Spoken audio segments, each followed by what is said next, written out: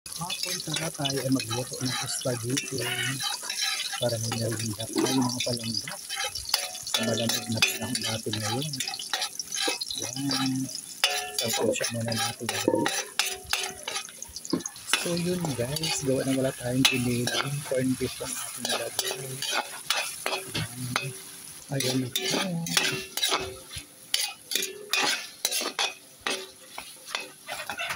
Ayan guys. Ayan. So yun, halo tayo.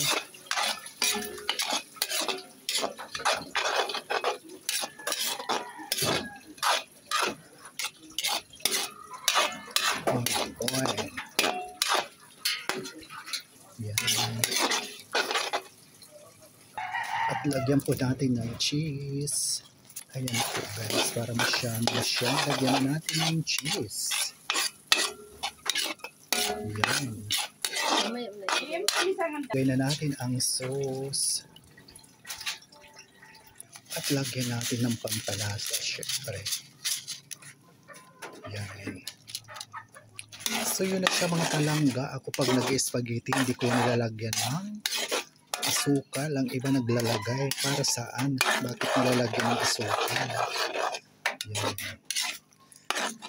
Kasi minsan ang sauce, medyo matamis na yan. Kaya itimplahan mo yan ng asin or lagyan mo ng pampasarap. Ng magic sarap.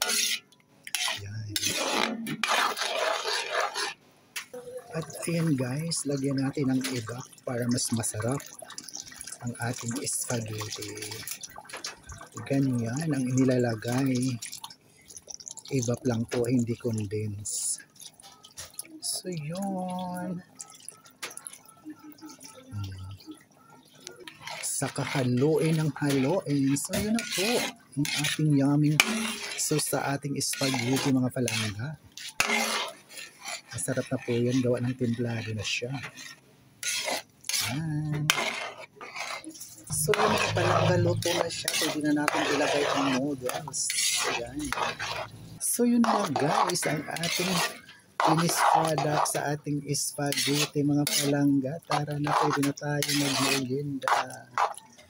Muli maraming salamat sa patuloy na pagsubaybay sa aking mga momenting videos. I am Javier. Love lang. Thank you so much for watching, sharing, follow, and like.